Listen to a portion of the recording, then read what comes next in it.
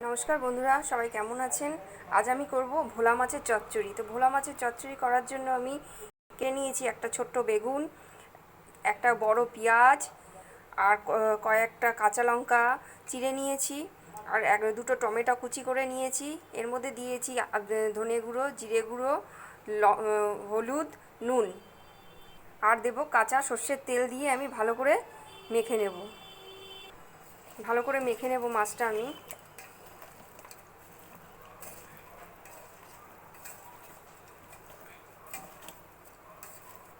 মাছটা আমি ভালোভাবে মেখে নিয়েছি। এবার কড়াই গরম হয়ে গেছে, কড়াইতে সর্ষের তেল দিয়ে দেব। কড়াইতে তেল দিয়ে আমি সাদা জিরে ফোড়ন দিয়ে দেব। এবার মাছগুলো দিয়ে দেবো, সামান্য পরিমাণ জল দিয়ে দেবো।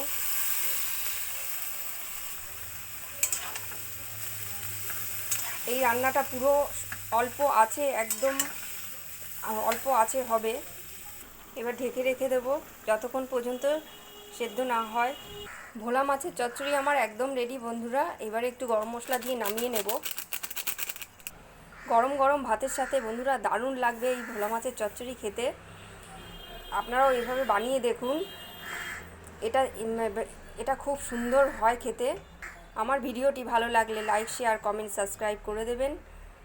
সবাই ভালো থাকবেন। তো আজকের মতো বন্ধুরা এই পর্যন্ত, টাটা।